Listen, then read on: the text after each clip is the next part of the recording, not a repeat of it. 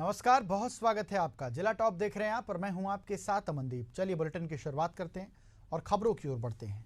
छत्तीसगढ़ में कांग्रेस प्रदर्शन कर बीजेपी सरकार को घेरने का प्रयास कर रही है। भिलाई में प्रदर्शन के दौरान कांग्रेस कार्यकर्ताओं पर हुई लाठीचार्ज को लेकर पूर्व मुख्यमंत्री भूपेश बघेल ने कहा कि सरकार डरी हुई है। पूर्व सीएम के बयान पर पलटवार करते हुए सीएम विष्णुदेव साय ने बड़ा बयान दिया और उन्होंने कहा कि सरकार किस बात से डरी हुई है। डरने का कोई सवाल ही नहीं है। पुलिस तो अपनी कार्रवाई करेगी ही। कहीं भी कोई कानून अगर अपने हाथ में लेने का प्रयास करेगा तो पुलिस उसके लिए तैयार है।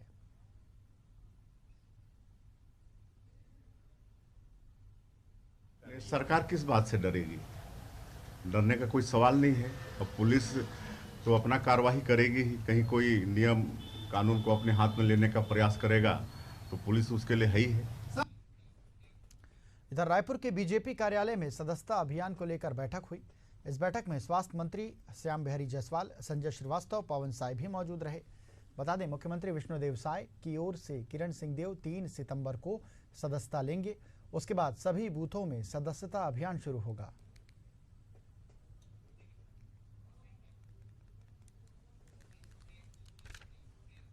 इधर भोपाल स्थित बीजेपी कार्यालय में सदस्यता अभियान को लेकर बैठक की गई। राज्य के मुख्यमंत्री डॉक्टर मोहन यादव, प्रदेश अध्यक्ष वी डी शर्मा और तमाम पदाधिकारी इस बैठक में शामिल हुए। इस दौरान सीएम ने कहा कि भाजपा की वजह से देश में लोकतंत्र बचा है। प्रधानमंत्री नरेंद्र मोदी ने हमारी छाती 56 इंच की कर दी। सीएम ने आगे कहा कि बीजेपी दुनिया की सबसे बड़ी पार्टी है।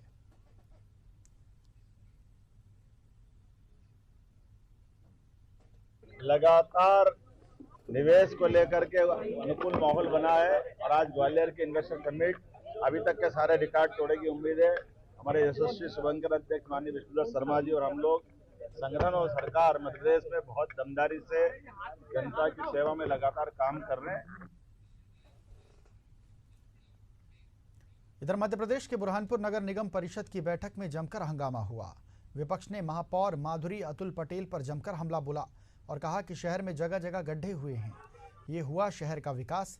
परिषद की बैठक में महापौर के खिलाफ जमकर नारे भी लगे, जिसके बाद महापौर ने कहा कि मुझे शहर की जनता ने चुना है।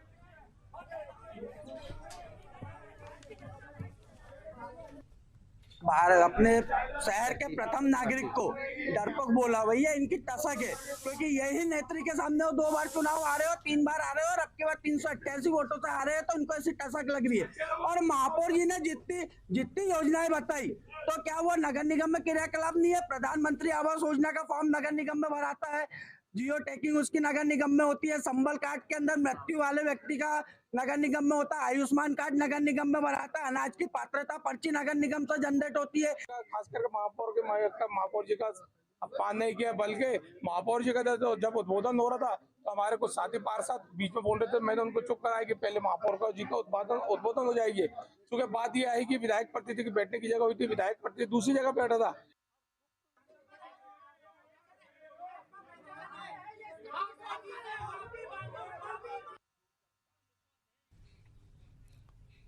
मध्य प्रदेश के निवाड़ी जिले के पृथ्वीपुर में आधार कार्ड ना बनाने को लेकर लोगों में गुस्सा फूट पड़ा। आक्रोशित लोगों ने सड़क पर चक्का जाम कर दिया, जिसके बाद वहां पर वाहनों की लंबी कतारें लग गई और गुस्साए लोगों ने सेंटर संचालक के खिलाफ नाराजगी व्यक्त की। सूचना पर पुलिस की टीम मौके पर पहुंची और लोगों को शांत कराया।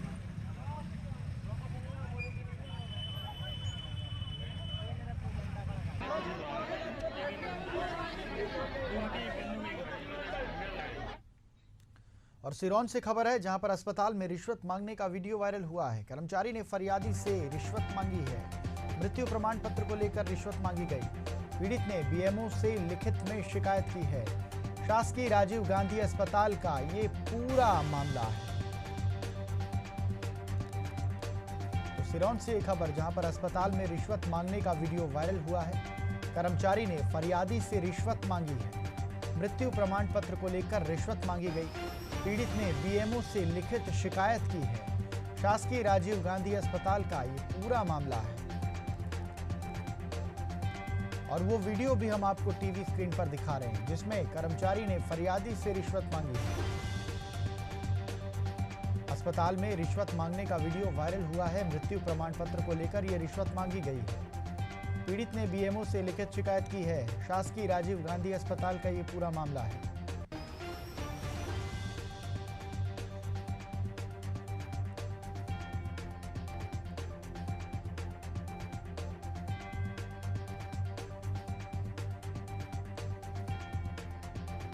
मृत्यु प्रमाण पत्र को लेकर यह रिश्वत मांगी गई। पीड़ित ने बीएमओ से लिखित में शिकायत दर्ज कराई है। शासकीय राजीव गांधी अस्पताल का यह पूरा मामला है।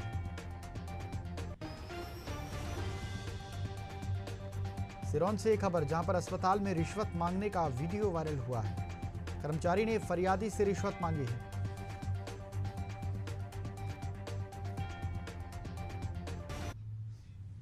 उत्तर प्रदेश के कुशीनगर तहसील के कप्तानगंज का शुगर मिल 2 साल से बंद है। बताया जा रहा है कि कुशीनगर के किसानों का 77 लाख से अधिक रुपए बकाया है। इधर शुगर मिल मालिक किसानों का पैसा देने के बजाय अपनी संपत्ति को बेच रहा था, जिसका विरोध किसान नेता कर रहे हैं। जिसके बाद किसान नेता न्यायालय पहुंचे और मामले को संज्ञान में लेते हुए कोर्ट ने मिल संपत्ति के बेचने पर रोक लगा दी। बावजूद इसके लेखपाल ने 3 गाटा संख्या को छिपाकर किसी और को बेच दिया। मिल की संपत्ति बेचने का मामला सामने आने के बाद किसान नेता ने जांच के बाद कार्रवाई की मांग की है।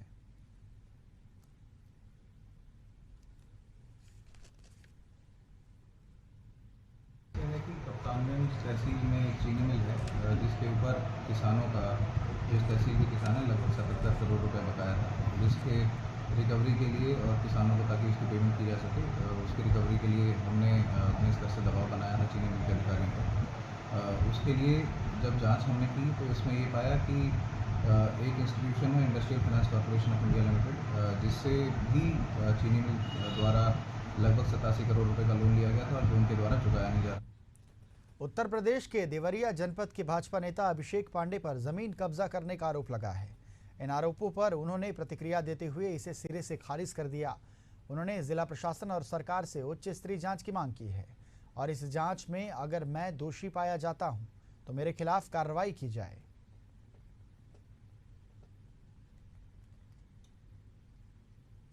मेरा जमीन 211/1 है, जिस पर स्थानीय राजस्व पर निरीक्षक के द्वारा एवं नायब तहसीलदार के द्वारा स्पॉट मेमो बना करके दिया गया। उसके बाद मैंने इस भूमि पर निर्माण कार्य किया। कागज हमारे पास, इसका कागज मेरे पास मौजूद है। ये बड़ा दुर्भाग्यपूर्ण है। मुझे कुछ गांव के साथियों के द्वारा ये अवगत कराया गया कि मेरे ऊपर कुछ आरोप लगे हैं। आरोप क्या लगे हैं? आरोप ये लगे हैं कि मैंने किसी की जमीन पर अवैध कब्जा किया है।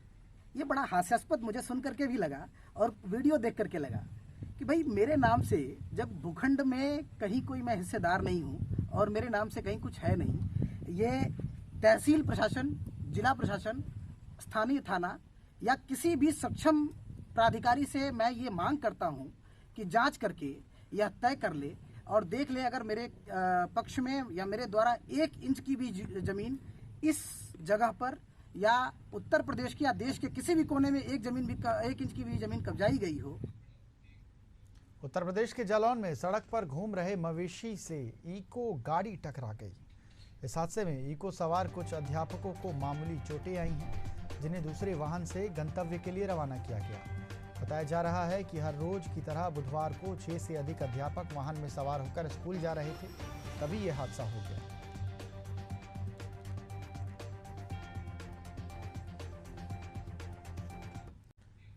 उत्तराखंड में भारी बारिश से कई संपर्क मार्ग मलबा आने से लगातार बाधित हो रहे हैं। वहीं विकास नगर कालसी चकराता मार्ग भारी बारिश से जगह जगह मलबे से पट गया था। मार्ग बाधित होने से मार्ग पर वाहनों की लंबी कतारें लग गई। वहीं लोक निर्माण विभाग ने मार्ग को दुरुस्त करने की कोशिश वो कर रहे हैं। वहीं जेसीबी मशीन पर आए मलबे को हटाने में जुटी हुई है वो, और इस बीच वहां फंसे राहगीर रास्ता खुलने का इंतजार कर रहे हैं।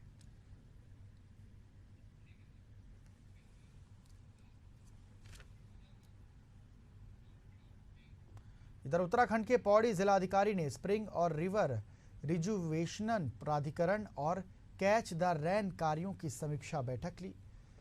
बैठक के दौरान उन्होंने संबंधित अधिकारियों को निर्देश दिए सूख रहे जल स्रोतों, नदियों और जल धाराओं की कार्य योजना की रिपोर्ट तैयार कर उसे जल्द सौंपने के निर्देश दिए गए। कई सारे स्प्रिंग के जिसमें प्रत्येक ब्लॉक में 10 क्रिटिकल सोर्सेज आइडेंटिफाई करने थे और साथ ही 20 सहायक नदियों के पुनर्जीवन के लिए कार्य किया जाना था और हमारा एक्शन प्लान जून में रेडी हो गया था। फर्दर अभी उसमें फंड्स हमें प्रोवाइड कराए जा रहे हैं सारा की तरफ से। लगभग 16 करोड़ रुपए की धनराशि दी जा रही है, जिसमें 1 करोड़ रुपए से अधिक की जो कार्य हो शासन या सारा स्तर से स्वीकृत किए जाएंगे और 1 करोड़ से कम के प्लान के लिए 4 करोड़ रुपए की धनराशि दी गई। उसी क्रम में विभिन्न विभागों की एक बैठक करके उन्हें निर्देशित। इधर छत्तीसगढ़ के दुर्ग में यादव समाज ने कृष्ण जन्माष्टमी को लेकर भव्य कार्यक्रम का आयोजन किया। कार्यक्रम में यादव समाज के तमाम सामाजिक अधिकारी मौजूद रहे। इस कार्यक्रम में छत्तीसगढ़ के पूर्व मुख्यमंत्री भूपेश बघेल भी पहुंचे। बघेल ने इस दौरान लाठी चार्ज पर कहा कि पुलिस की गुंडागर्दी स्पष्ट देखने को मिली है। झूठी खबरें छपवाने में पुलिस वाले माहिर हो चुके हैं। धरना प्रदर्शन का परमिशन लिया गया था और सूचना भी दी गई थी।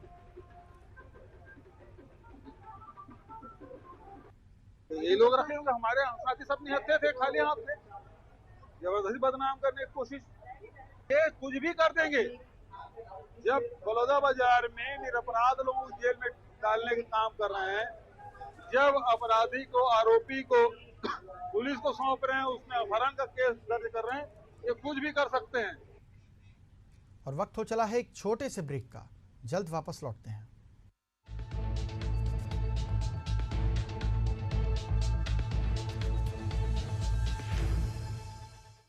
यशस्वी प्रधानमंत्री श्री नरेंद्र मोदी जी के नेतृत्व में भारत विश्व की तीसरी अर्थव्यवस्था बनने की ओर अग्रसर है। प्रधानमंत्री जी के मार्गदर्शन में मध्य प्रदेश के मुख्यमंत्री डॉक्टर मोहन यादव द्वारा प्रदेश में रोजगार के अवसर सृजित करने के लिए औद्योगिकरण को बढ़ावा दिया जा रहा है। इस उद्देश्य से लगातार अलग अलग शहरों में हो रहे कॉन्क्लेव की श्रृंखला में अगली रीजनल इंडस्ट्री कॉन्क्लेव 28 अगस्त को ग्वालियर में होने जा रही है, जिसमें देश विदेश के हजारों निवेशक और उद्यमी शामिल होंगे। इस तरह ग्वालियर अंचल में उद्योगों के साथ mining, solar energy, tourism sectors में नई संभावनाएं तैयार होंगी और प्रदेश की अर्थव्यवस्था को गति मिलेगी। मुख्यमंत्री डॉक्टर मोहन यादव की गरिमामय उपस्थिति में आइए इन पलों के साक्षी बने।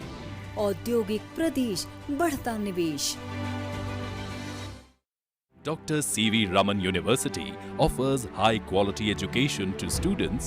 The flourishing 70-acre campus, more than 120 state-of-the-art laboratories, smart classrooms, research centers, campus facilities that provide easy access. Dr. C.V. Raman University. Be the change.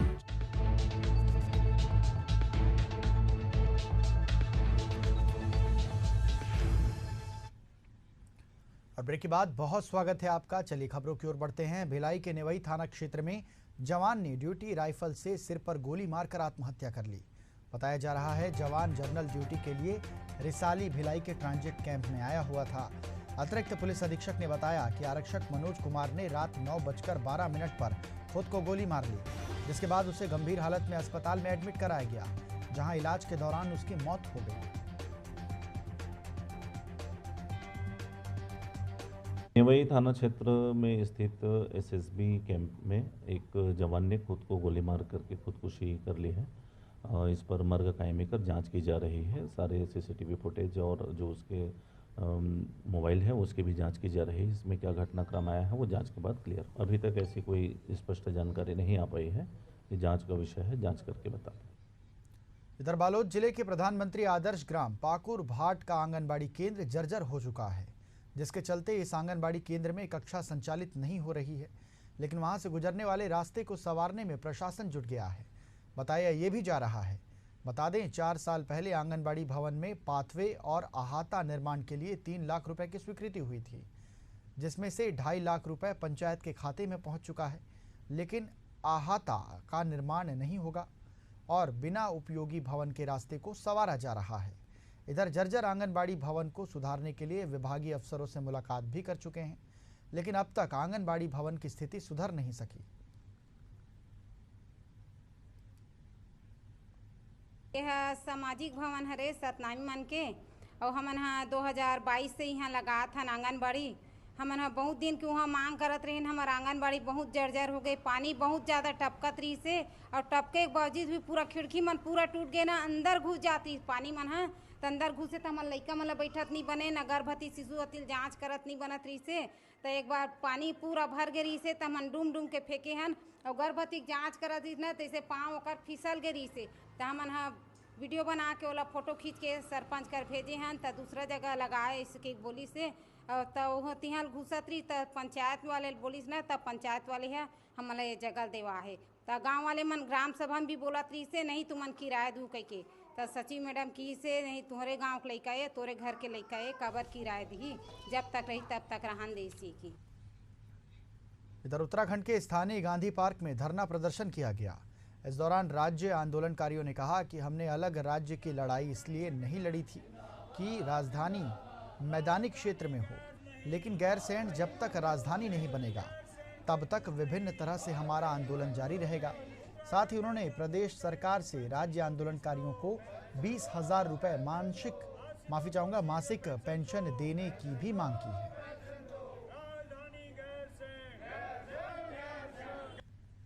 ये राज्य आंदोलनकारी द्वारा गैरसैंण को शीघ्र राजधानी घोषित किए जाने तथा उत्तराखंड में एक सशक्त भू कानून लागू किए जाने और राज्य आंदोलनकारियों को लोकतंत्र सेनानियों की बात 20,000 रुपये मासिक पेंशन दिए जाने, वंचित राज्य आंदोलनकारियों का चिन्हीकरण किए जाने, घोषणा के अनुरूप हमारे आश्रितों को भी पेंशन दिए जाने की मांग को लेकर के आज यहाँ पर राज्य आंदोलनकारियों द्वारा हमारे राज्य व्यापी संगठन के आह्वान पर जिला मुख्यालय पर धरना दिया गया है।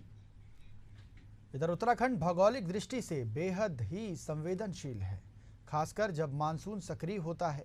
तो मानसून के चलते उत्तराखंड में सड़कों का बंद हो जाना लगातार जारी रहता है। इस बार मानसून में कई नेशनल हाईवे और स्टेट हाईवे बंद हैं। जानकारी देते हुए पीडब्ल्यूडी सचिव पंकज पांडे ने बताया कि पिछले साल 200 से अधिक लैंडस्लाइड जोन चिन्हांकित किए गए थे। इस साल बरसात से पहले 100 से अधिक रास्तों पर काम शुरू कर दिया गया है और इस काम में खर्च अधिक आता है, जिसमें केंद्र सरकार, राज्य सरकार, पीडब्ल्यूडी के साथ साथ आपदा प्रबंधन विभाग से भी पैसा आता है। वहीं बजट की आवश्यकता पड़ने पर केंद्र और राज्य सरकार से आग्रह किया जाएगा।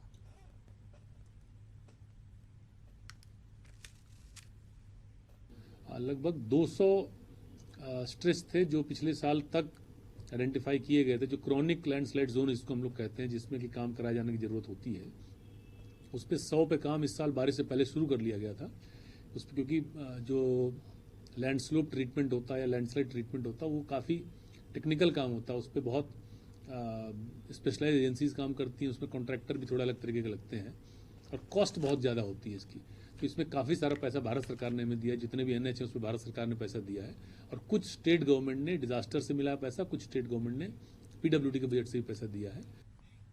इधर उत्तराखंड के जनपद पौड़ी में समूह के माध्यम से मत्स्य पालन को बढ़ावा दिया जा रहा है।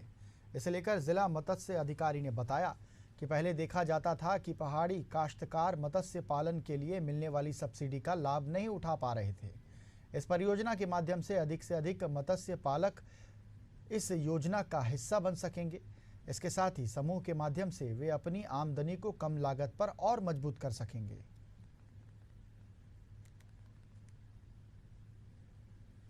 पहाड़ों की जो योजनाएं हैं उसमें ज़्यादातर जो विभाग हैं या तो 50%, 60% राज सहायता पे कार्य कर रहे हैं। तो 50% राज सहायता काश्तकार को खुद वहन करना पड़ रहा है या तो ऋण लेना पड़ रहा है। इसी के तर्ज पे मछली पालन विभाग में भी जो योजनाएं राज्य सेक्टर और जिला सेक्टर या केंद्र सेक्टर से संचालित हैं उसमें हम लोग सामान्य को 50% और अनुजाति और हमारे अनुसूचित जनजाति और महिला संवर्ग को हम 60% का अनुदान दे रहे हैं। जो शेष 40% या 50% की राशि रह जा रही है या तो काश्तकार स्वयं वहन कर रहा है या तो उसके लिए उसको बैंकों से ऋण लेना पड़ता है।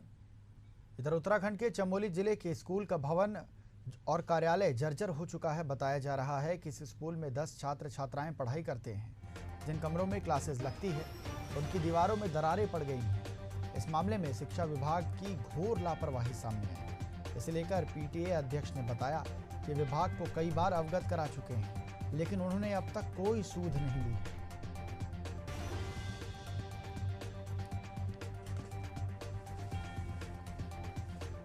इस बार अनेकों विद्यालय भवन के प्रस्ताव शासन हुए हैं। मैं एक बार माननीय शिक्षा मंत्री से भी आग्रह करूंगा कि उस भवन के लिए भी धनराशि आए, और क्योंकि उससे पहले के भी अनेकों भवन है जिनको सूचीबद्ध किया गया है, निश्चित रूप से राज्य के अंतर्गत थाला बैर को भी भवन से जोड़ा जाएगा। और इसी के साथ इस बुलेटिन में फिलहाल इतना ही। देश और दुनिया की तमाम बड़ी अपडेट्स के लिए बने रहिए एशियन न्यूज़ के साथ। नमस्कार।